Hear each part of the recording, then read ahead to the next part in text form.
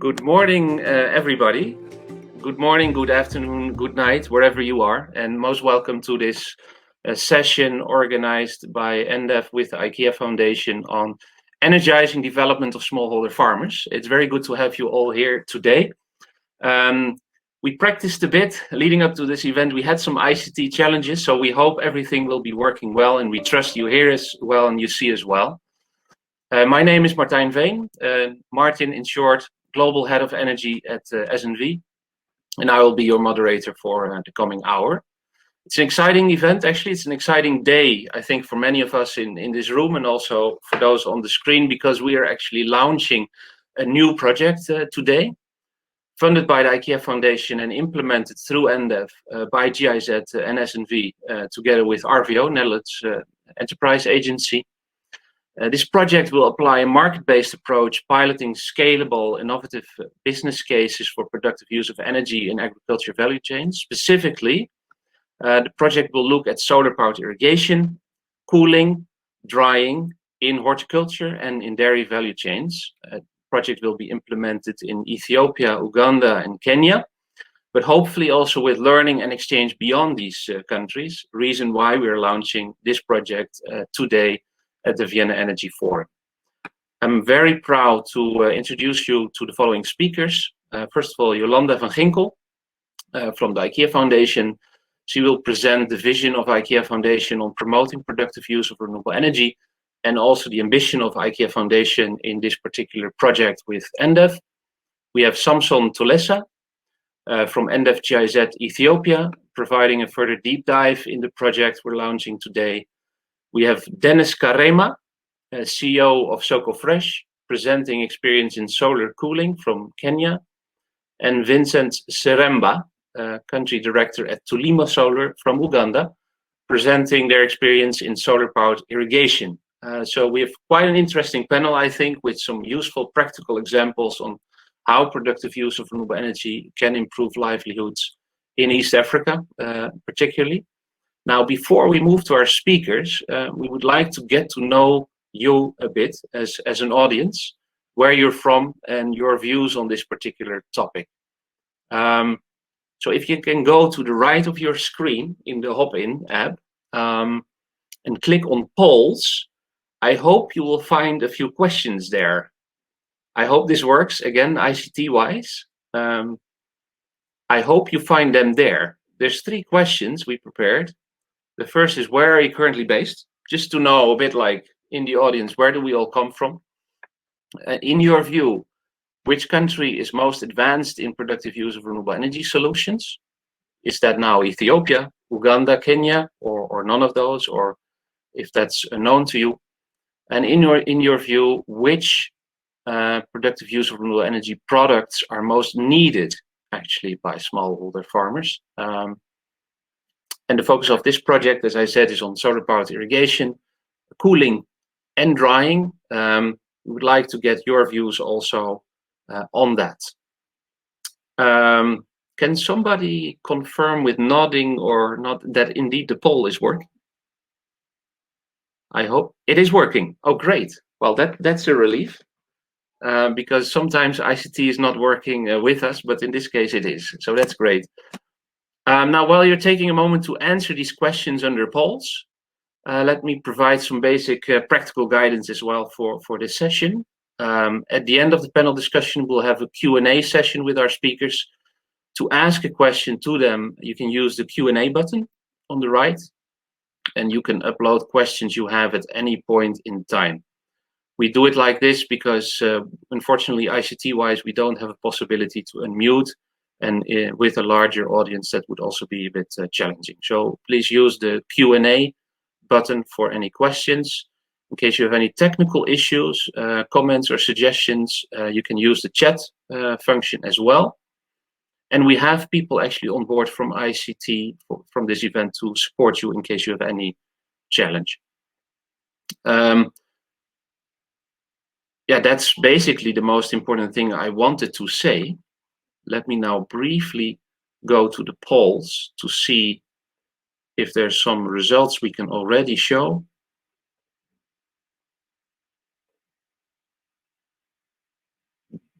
Do you see any results coming up? I don't see them, honestly.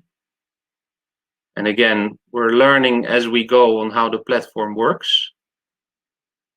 I don't see any results yet, but I will come back on it then later during this session.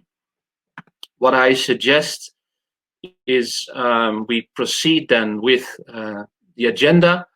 And with that, I would like to invite Yolanda as our first speaker from IKEA Foundation, part of the energy team at IKEA Foundation, to share your views on this topic. Yolanda, the floor is yours.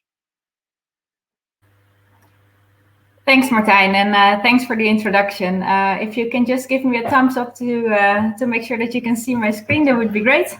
Good. So hi, everyone. Good morning, good afternoon, and good evening, of course, depending on where you're joining us. Today, I would like to take just a few minutes to talk about IKEA Foundation, our renewable energy focus, and why we're super excited to announce our collaboration with the EnDev program. So IKEA Foundation is actually part of a larger IKEA family, as we call it, of which the retail branch, which are the IKEA stores, are the most known. And while we operate completely separate from the business, we do have the same vision as the retail branch to create a better everyday life for the many people. But we just operate or execute on that in a different way. So in order to create a better everyday life, we believe that two main themes are essential to afford a better life while protecting the planet: climate action and livelihoods. So we do that by working on four main topics under the livelihood scope, which is access to energy for productive use, promoting regenerative agriculture, stimulation of entrepreneurship, and inclusion of refugees. And all of that is done by protecting the planet so future generations are also able to enjoy our planet. So our focus really lies on taking climate action by limiting global temperature rises to 1.5 degrees Celsius. And then we come to energy. If my slides, yes, great. So we all know that energy is a super broad topic, right? And that's why IKEA Foundation really decided to focus on improving livelihoods in rural communities by showing how renewable energy can actually enable that. So we really focus on energy for productive use. And this is important because depending on how you define the amount of people that actually have energy access, it affects more than 1 billion people, even about 3 times that number when we include cooking, for example. At the same time, there are still 1.3 billion people living in poverty. So we do see a huge potential to develop climate-friendly, inclusive, and resilient communities by enabling access to efficient appliances, but also renewable energy.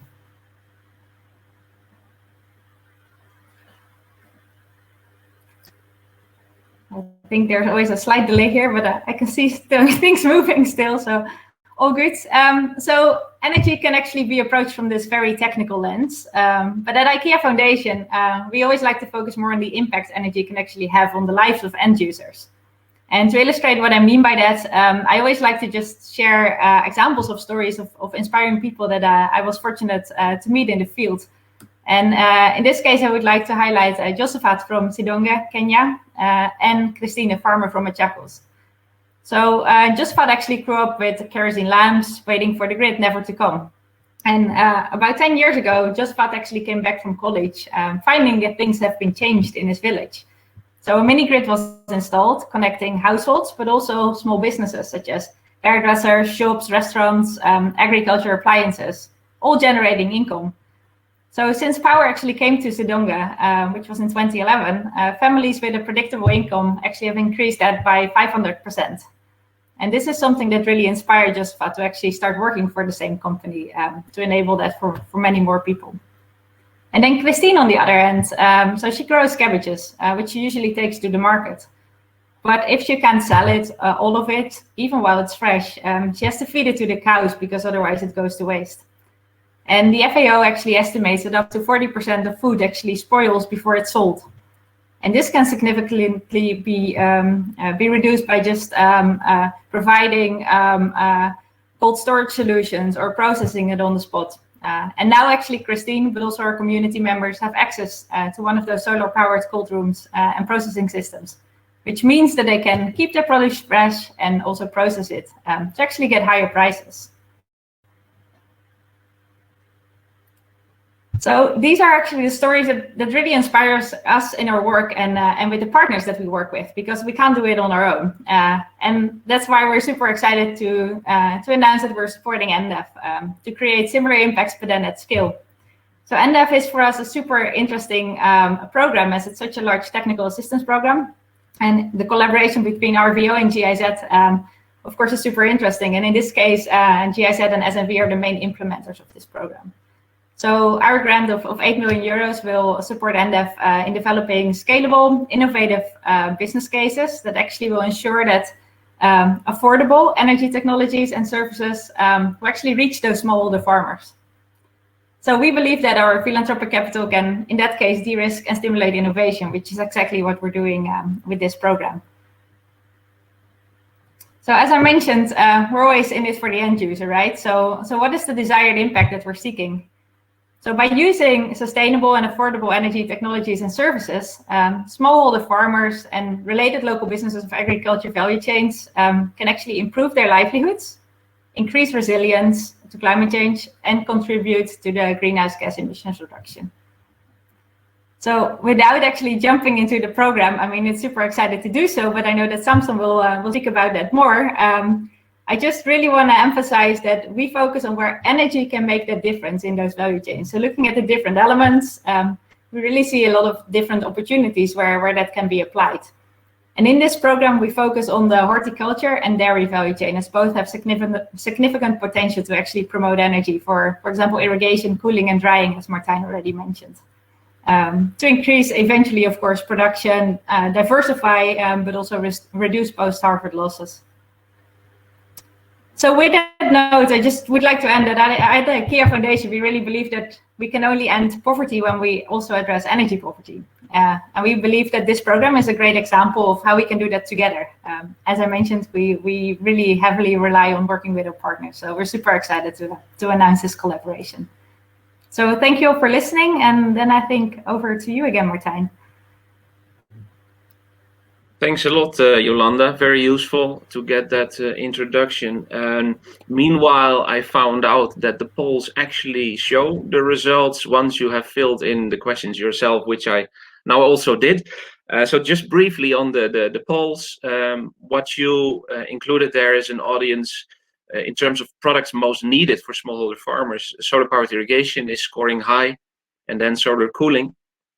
The country most advanced of the three countries here is definitely Kenya, in your view. I think that's something we would agree on, and that's actually one of the reasons also to have this multi-country setup of the project, to learn across countries and to learn from what Kenya has done, what Uganda has done, but also on the innovations that are actually also ongoing in Ethiopia. And then on where we're all from, interesting to see we have quite a number of participants from Europe. But also, fortunately, from the three countries targeted by this project, and also from some other spheres, including from North America. And well, good night to you, because it must be a very early time at this point. With that, I would like to move to Samson. Samson, can you walk us through some more of the details of this project? Yeah, I was struggling with it. It worked before. Now I'm trying to share my screen. I hope it does. It does work. Oh God.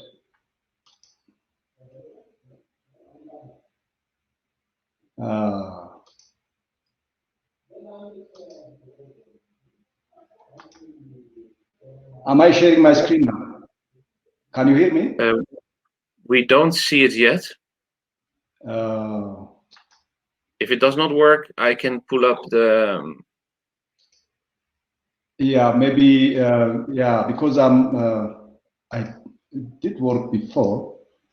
I don't understand why not now. Yes. Yeah. Apologies to the audience that those are the ICT challenges we sometimes face. We'll try to solve it as quickly as possible.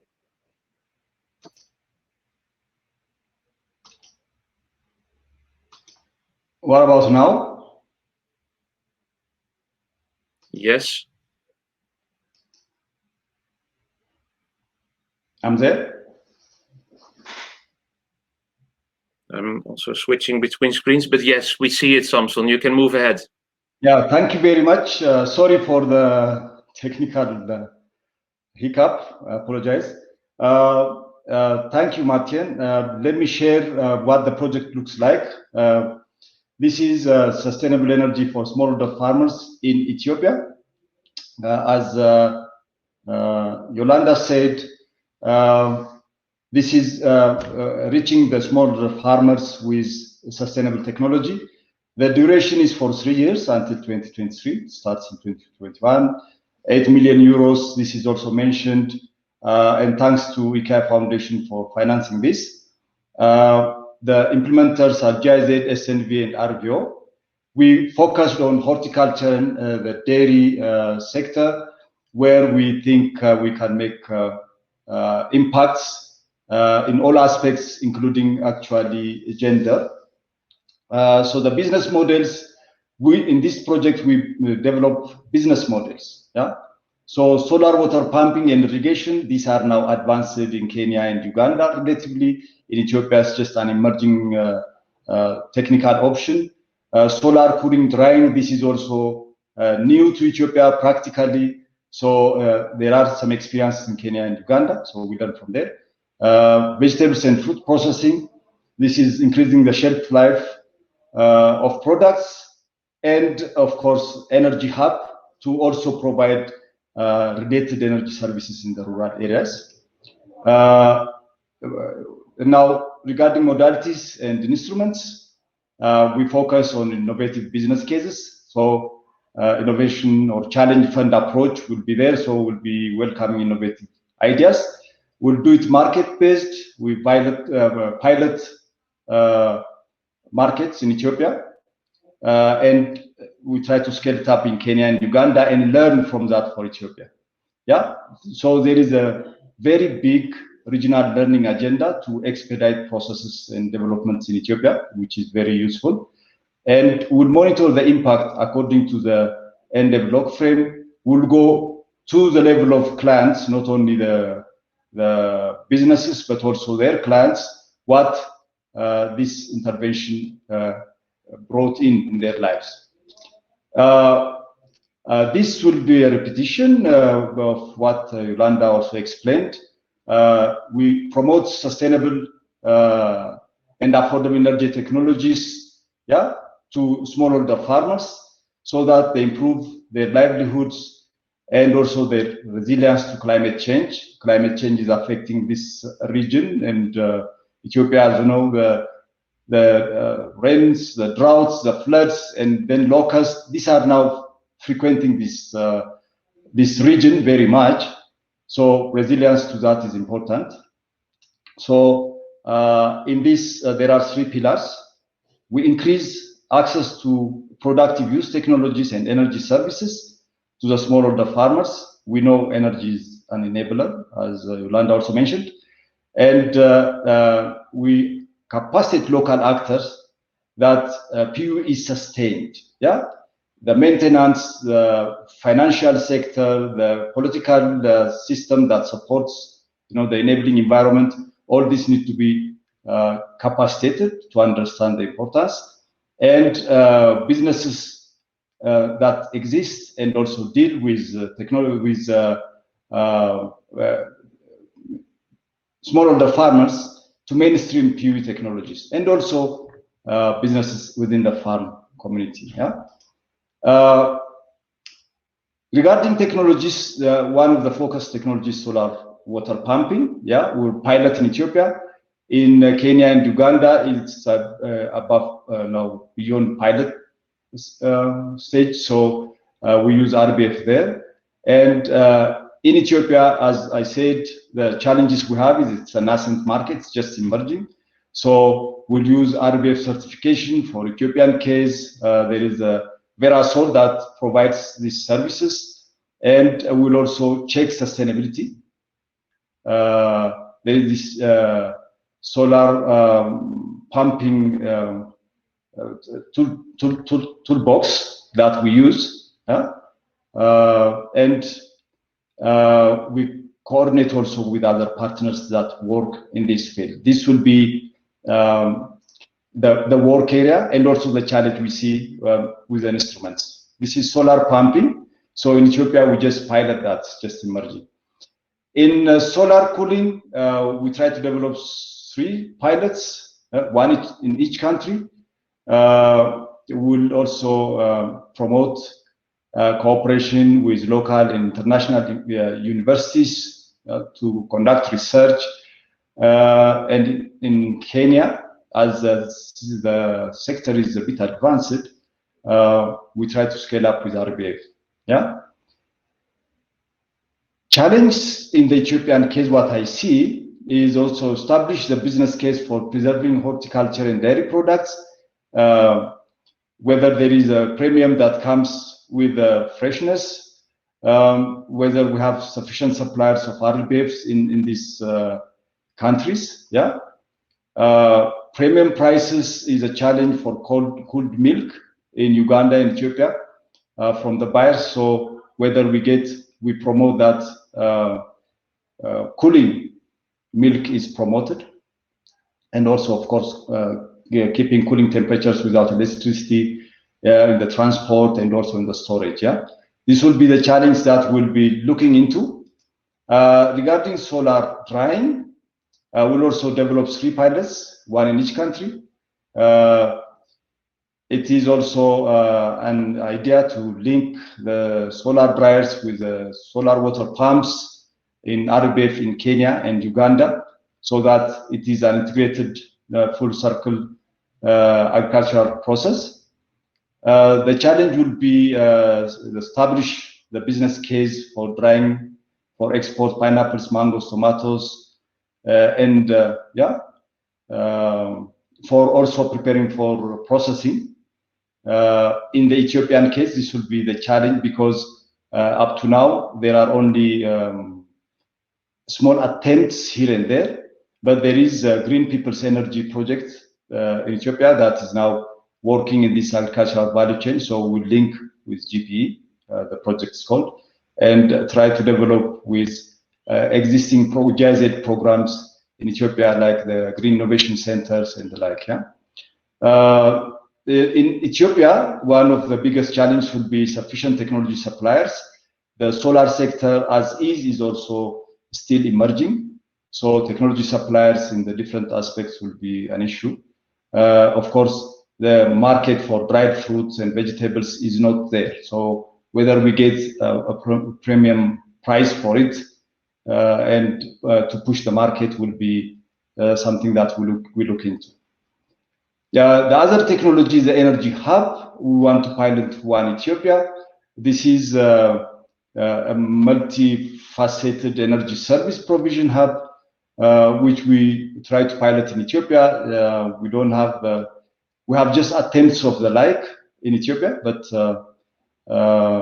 to really establish the business case for PV, yeah, either with biogas or without biogas. That's also because it's in the agriculture business.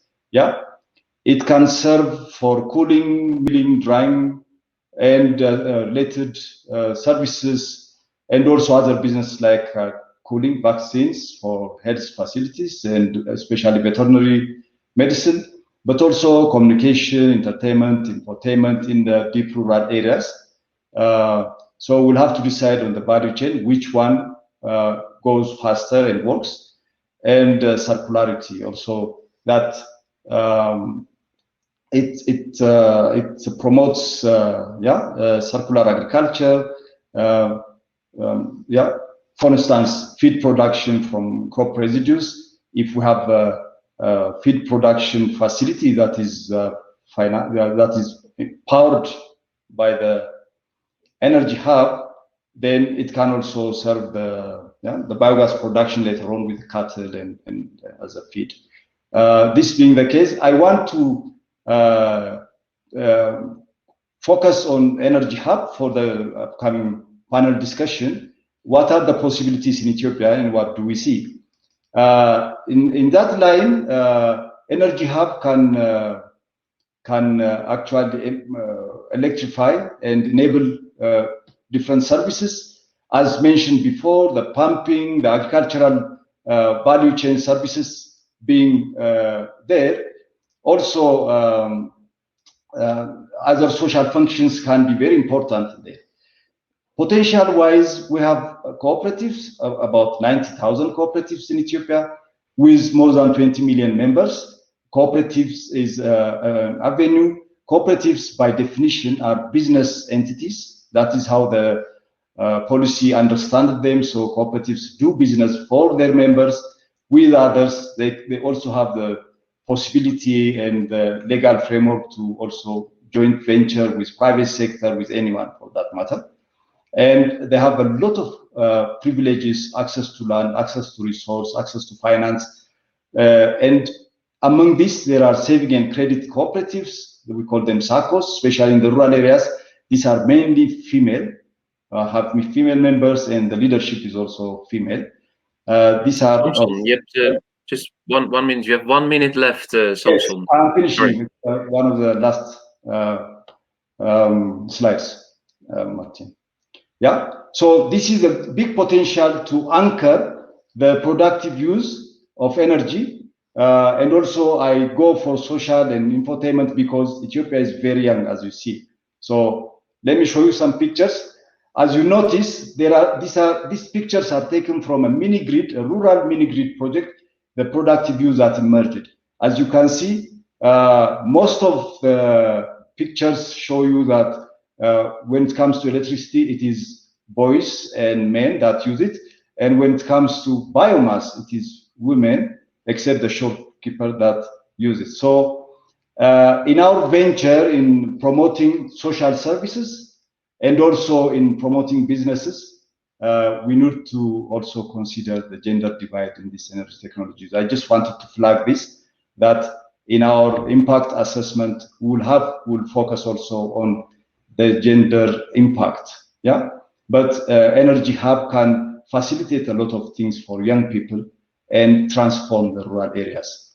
I stopped my presentation here. Thank you very much for listening, and sorry for taking too long.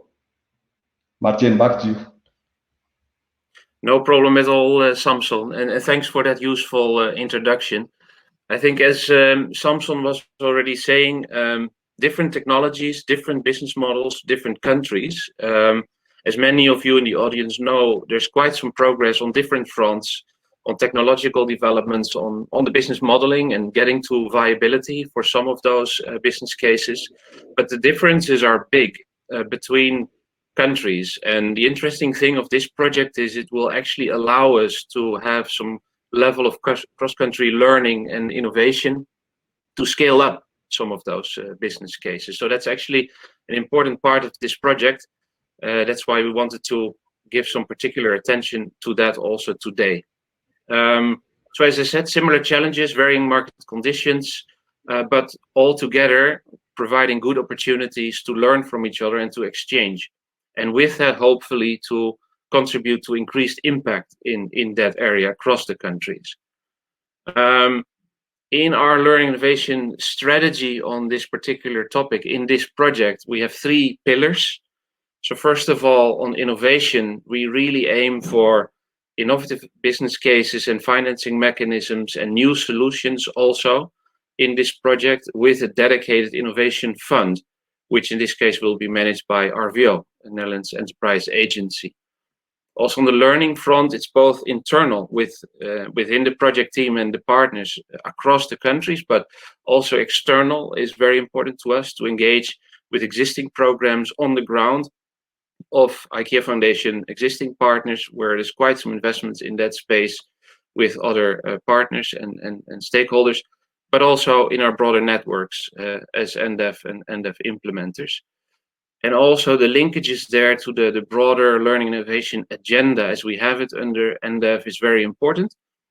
SNV in this case is leading a community of practice on productive use of energy with quite some exchange ongoing on that topic, both again with implementing partners of EnDev, but also with external stakeholders. And we believe that's very important to really build on those lessons learned and get to more impact in this field.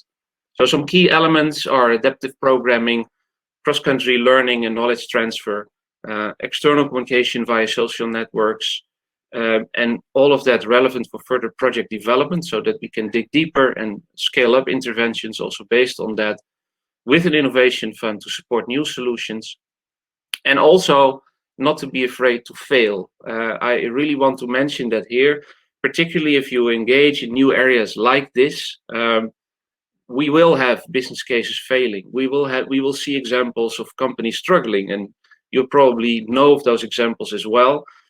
Often we actually learn more from failures and things that do not work so well, and we want to be honest about that. And with a project like this, I think we have also an opportunity for that. So not only boast about successes, but also about lessons learned from some very tough lessons we learned. Again, we hope to build on the learning innovation agenda, the broader learning innovation agenda. This particular group, community of practice, is led by 6 organizations, implementing partners of EnDev, sitting in that community of practice. But I think there's a network, it's mentioned here, of 18 organizations actually participating there. So it's broadening. There's a lot happening also in terms of discussions, knowledge sharing. A publication was done, a knowledge product on practices so far in promoting productive use of energy. Actually, that will be presented in a separate side event also tomorrow at the Vienna Energy Forum. So I herewith invite you all to also join that session. With that, actually, I think it's about time we move to some very concrete cases. And I'm very happy, as I said, we have Dennis and Vincent here with us today to present some cases. And so let's proceed with that. And I would first want to invite Dennis from SocoFresh to present the case of solar cooling. Dennis, the floor is yours.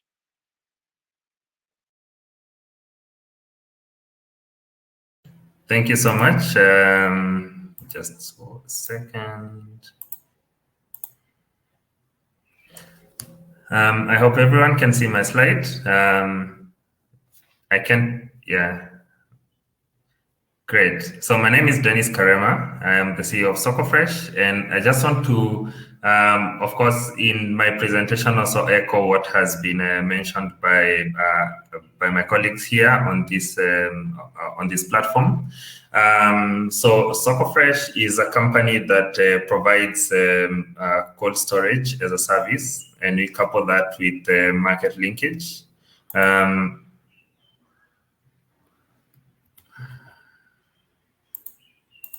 Sorry, let me, please note if you saw my screen earlier. You did? We saw your screen earlier, but now it's gone, unfortunately. So, perfect. Yeah. Yes, so my name is Dennis Karema. SocoFresh was founded from a social venture building studio called NVU. And as part of the founding team, we established SocoFresh in the year 2019. The background to it was we were really focusing on post-harvest loss mitigation and looking at what are some potential interventions that we could bring into the market that can really transform the post-harvest sector, post-harvest loss sector in terms of managing produce loss, increasing income from farmers, and really making smallholder farming worthwhile. And so the vision behind SocoFresh is really to enable economic prosperity and fair value chains in rural communities. And the way we do this is by providing smallholder farmers with access to climate-smart innovations that can improve their livelihoods. And what you can see on my slide here are just some images depicting the key activities of SocoFresh. So we have a cold storage infrastructure that we deploy in rural areas where there is a big group of farmers that grow one kind of produce. And then you can see a picture of harvesters who are harvesting produce and putting it into crates that we also provide that also helps with the handling of produce. and then the produce ends up in a cold storage hub where sufficient volumes are aggregated, making it quite lucrative for buyers to be able to either come and collect the produce or even offer preferential pricing for it. When you look at the issue that we are addressing, and Jolanda had mentioned this earlier, so we have about 30 to 40% produce loss in horticultural value chains. In Kenya alone, when you look at just horticulture, this is about $140 million that is lost annually due to poor aggregation and lack of cold storage at first mile. And when you look at it in the broader context of sub-Saharan Africa, the challenge is almost of equal measure or even worse in some other countries. And yet on the other side, we have technologies that have been built and that have been proven to be able to really mitigate on produce loss due to poor aggregation. But then the disconnect is usually because there is not really a business model that enables a farmer or a farmer group or cooperative to be able to invest in cold storage, and also a financing a product that enables them to own this technology. And also when you look at the value chains, most of the agriculture here is rain-fed, meaning that it's seasonal. And so even if they are able to access the capital to invest in cold storage, they also may not have utilization for it across the year, which then makes the business case for it even bit. And this is because cold storage by itself as a technology is quite expensive. And so what we do at SocoFresh and the solution that we've brought into the market is really making cold storage a service. So getting the infrastructure, setting it up in regions where there is the biggest need, and also really working on the market side. So bringing the demand for the produce and aggregating both the supply and demand. And so on one side, we are providing solar-powered cold storage on a pay-as-you-store model. And on the other side, we also are providing a market linkage service, which enables buyers to be able to know how much produce has been aggregated, what grade of produce has been aggregated, and when can they be able to collect produce. And so we really shorten the chain and bring the farmer and the buyer on the same sort of platform. And that has also opened new opportunities for farmers to be able to get first-hand information from the market on their quality of produce, what could be done differently, and also bringing elements of traceability, because from the supply side, we are able to track produce from a crate. And so if there is any feedback from the buyer, then we are able to know from which farm the produce came from. And we've started our work in 3 value chains. That's mango, avocado, and French beans. These are value chains of quite some interest here in Kenya. You might know that avocado is now one of the, Kenya is the leading exporter from Africa, exporting avocado. Kenya is starting to then also export mangoes, and there are also many use cases for mangoes for processing and opportunities for value addition.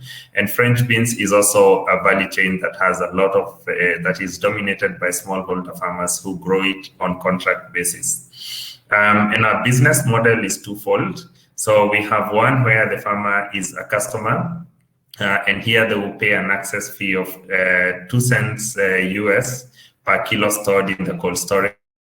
Storage cycle is between 1 to 3 days. And then we have the other model where an aggregator rents the cold storage for use by their outgrower farmers, and there we charge them a monthly fee. And so in both models, the beneficiary is a smallholder farmer, but then the person who actually makes the payment is different depending on the setup.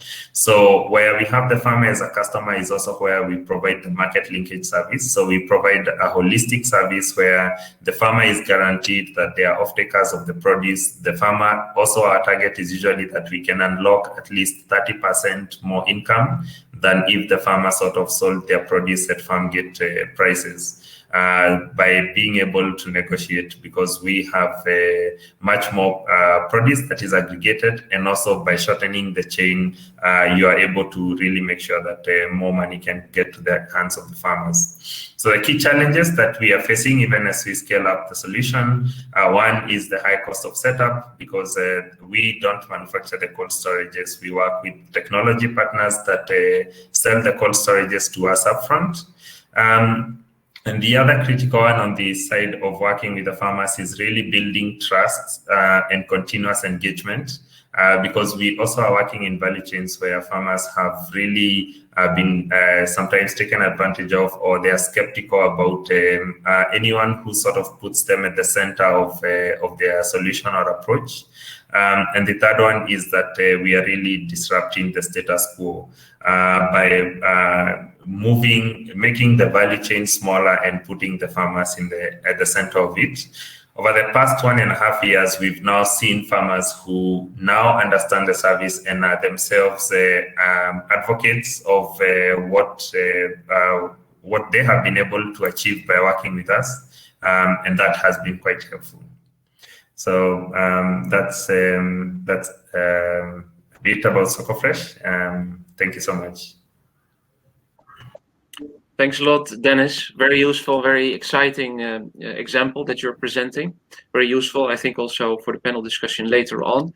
Vincent, may I invite you to present your experience from Uganda to Lima Solar. Hi, Martin. Can you hear me? Very well. Okay, great. Thank you so much for the opportunity. I'm going to try and press screen share quickly here. So let me know if you see my screen. Yes, that works. That works. Okay, great. So thank you so much, Martin. Thank you so much, Yolanda and Samson, for having us, or for having me as part of the panel. As Martin introduced me, my name is Vincent Seremba. I'm the country director for Tulima Solar. Tulima Solar has been in existence since August 2019, but we are part of a bigger group called Simu Solar Incorporated that's out of the US, and we have a sister company that's actually located south of us in Tanzania. They've been in business since 2014. So for Uganda, our focus is solar-powered water pumps that have capabilities of pay-as-you-go and remote monitoring. So we extend smallholder farmers that capability for them to pay their system in monthly installments using pay-as-you-go. But then we have the capability to actually do remote monitoring, where we do fixes remotely, and then we ensure that we monitor the usability, or how much the farmer is actually using the pump. So in terms of traction for Uganda, we have so far installed about 150 solar water pump systems. We really started at a very difficult sort of stage in terms of the economy. So 2020, we spent all of 2020, half of 2020 in lockdown, and even right now, we're locked down and we're restricted in terms of movement. So the traction has been slow, but pretty strong.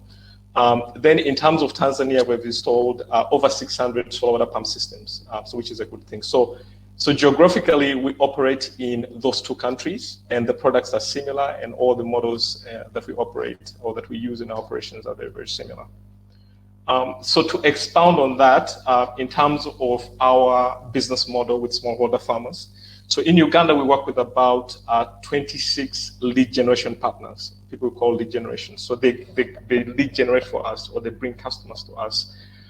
So in those partnerships, we train farmers, we do demonstrations for farmers on solar water pumps. And through those trainings, they usually yield smallholder farmers that are actually interested in the technology. We don't sell our products off the shelf. We believe every farmer has a different need. So the first process that is on top of the slide is we do an on-site evaluation, where we look at the farmer's water source, we look at the elevation, we look at the different topography of the farm. We assess what the farmer is actually growing. It's a good point, that EnDev is focusing on horticulture and dairy. Actually, that's where our focus is. That's where farmers can actually sell and get quite a bit of cash to finance these assets. So So once that on-site evaluation is done, we enter all that data into a design tool, and that design tool selects a particular pump that's tailor-made for that farm. And this is very critical for them being productive.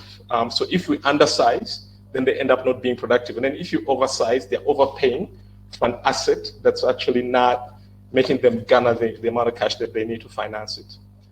So once that evaluation is done through our design tool, usually what we call the sales app produces about two choices. One for the customer to pay cash or the farmer to pay cash, or the other one is to pay on credit using PayGo.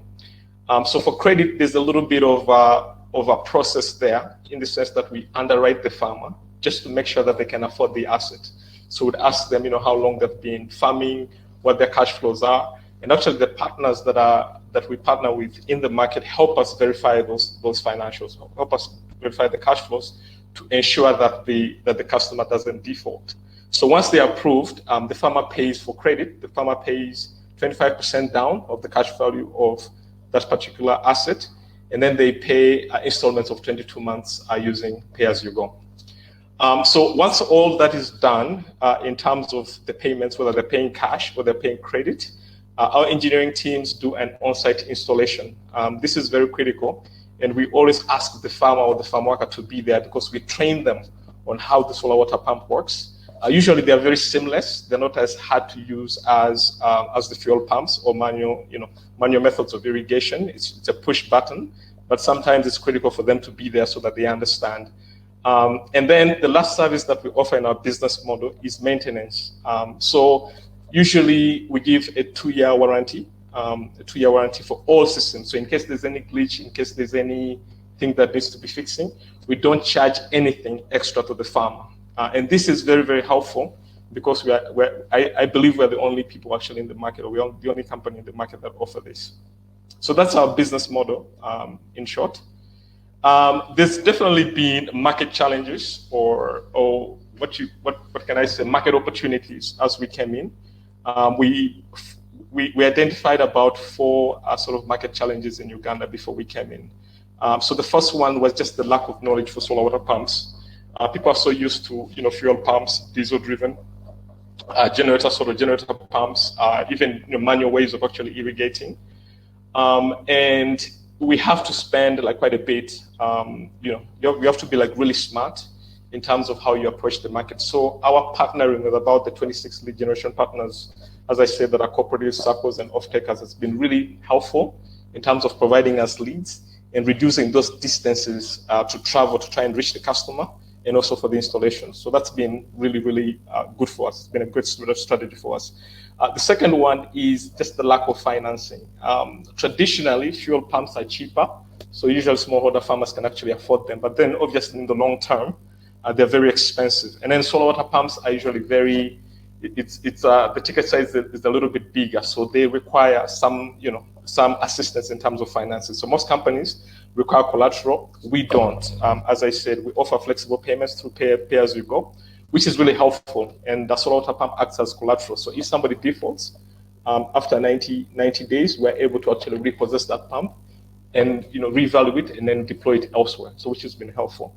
The third one is just the lack of, as I said before in my previous slide, just the lack of favorable after-sales service and warranty terms by service providers. So we've been able to change that, where we tell the farmer that, hey, don't worry about irrigation in case there's anything that happens, or in case any of your systems need servicing, we can actually deploy our service technicians within 24 hours to come and help you. The last one, I know we are short on time, so the last one is that we have found challenging is market distortion by heavily subsidized solar water pumps. So we came into the market, and there's been a little bit of that where government is trying to promote the adoption of solar water pumps, and they tend to give about subsidies of about 65, sometimes 85%.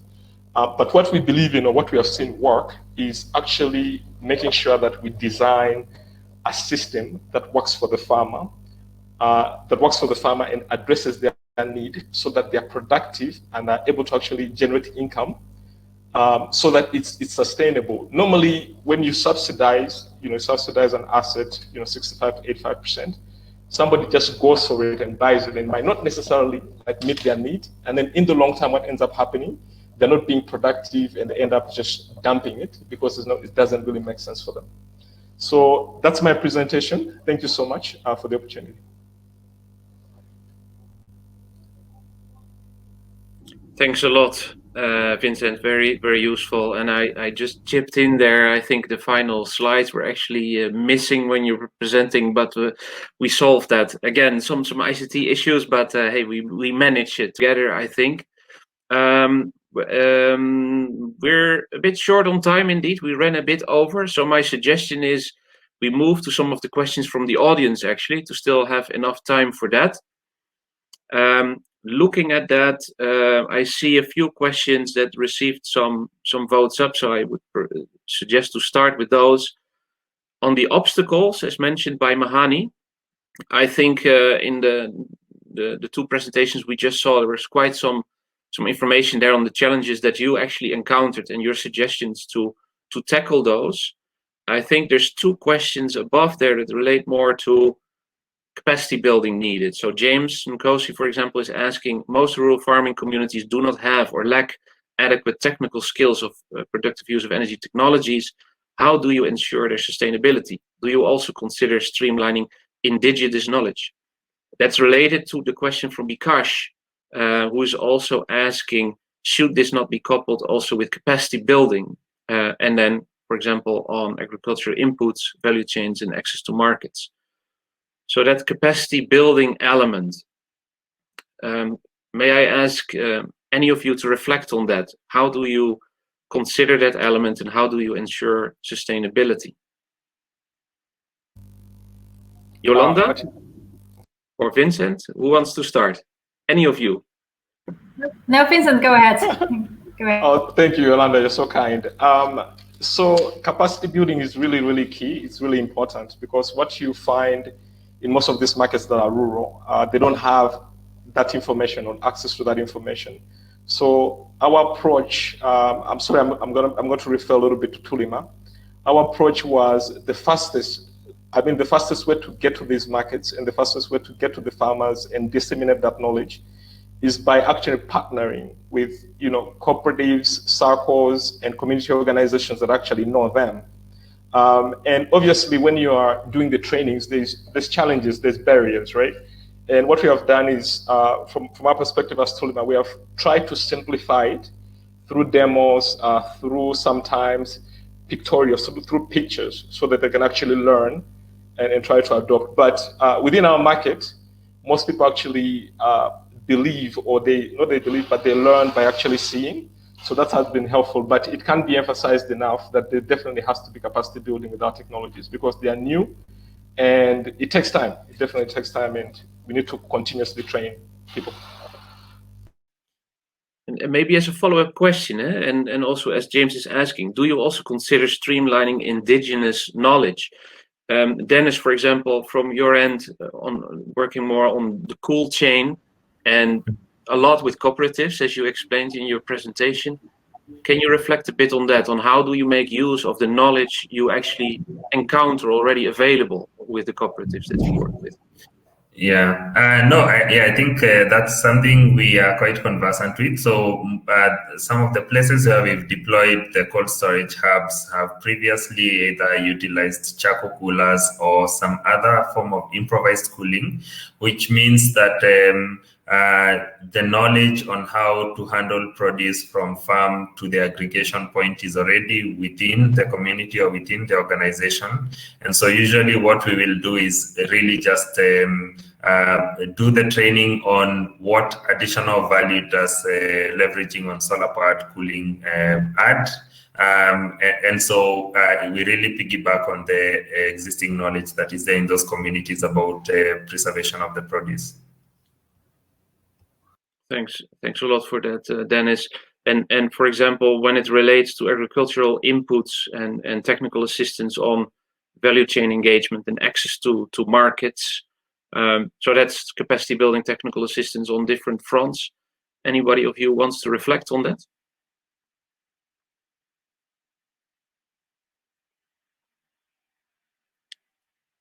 Samson?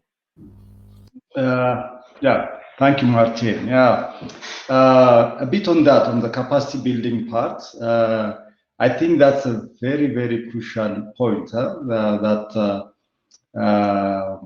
local capacity is built to understand the technology, to understand the culture, because we are introducing a new technology. It's a step up of what they do daily, and that needs forming habits. That does not come easy. And in an environment like Ethiopia now, you have young people hanging around, as I showed you the pictures, they hang to watch TV and what have you. And the rest of farm employment is not there. Yeah? So there is a potential to train and also the community, but it has to be sustained. In the Ethiopian case, we have a big agency, the cooperatives agency, that is actually mandated to do that and to support this, with the cooperatives and the SACCOs. And so we are trying to build capacities with them to train, to have the capacities, the know-how on energy issues. So this will be fostered, and I think rural people can learn. They use mobile phones like crazy. They don't even read and write, but they can call and get information, health information, agricultural information. Yeah, so they can learn if you go by picture, if you go slow, and also converse and include their local knowledge as well. Yeah, that is heavy for a private sector entity. Because it takes energy, time, and what have you. I think that's where now partners and the governance comes in. So it requires an inclusive approach, but that's crucial. Thanks a lot, Samson. Looking at time, maybe there's time for one final question. I see one from RL. Can a program like this be replicated in the Philippines? And my understanding is then that's more like a general question, like your experience from Uganda, your experience in Ethiopia, or from Kenya. What do you see as main bottlenecks to scale up an intervention in a certain country to another one, be it Philippines or more closer to home in for example, a neighboring country like Rwanda or any of the other countries in the region? What do you consider as a company as the main challenges to really scale up your interventions, both in country and beyond your country borders? Vincent, is that something you can reflect on?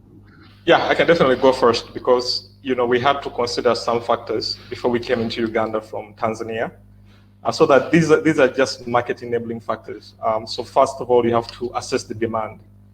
So what we looked at here is just the total smallholder, farmer population, and actually their contribution to the economy. Is the market really there? We have customers that actually have demand for this.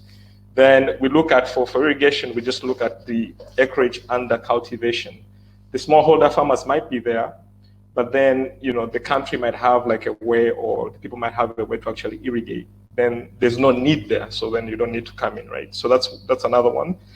Then if the acreage under cultivation is not really irrigated, then 1% of it is actually not irrigated. In Uganda, I think it's only 1% that's irrigated. Of the 7 million hectares that we farm, only about 1% is actually irrigated. So the opportunity is there, and then you see the water bodies in and around that. And then the last that we look at is partners. Partners are really, really key to get your soft landing in the country. Yeah. Thanks a lot, Vincent. I see still a lot of questions coming in. My request would be to the speakers, if you can go to the Q&A part and maybe respond in writing to some of the questions being addressed there on some of the technical considerations, capacity to pay. Before we close, because we're running out of time, I would like to give the word also to Yolanda. We started with you at the beginning. Maybe you can share with us some closing words also from your end. Yeah, thanks, Martijn, and thanks, Dennis, Vincent, and Samson for presenting. I mean, this is for me personally always the exciting part of my job, right? To really hear, from the field and basically look through your eyes, because you're working on this on a daily basis, and that's what excites us. But I think that's also what is the crucial piece of the work that we try to do. As I said in the beginning, I mean, for us, it's about the impact to the end user, right?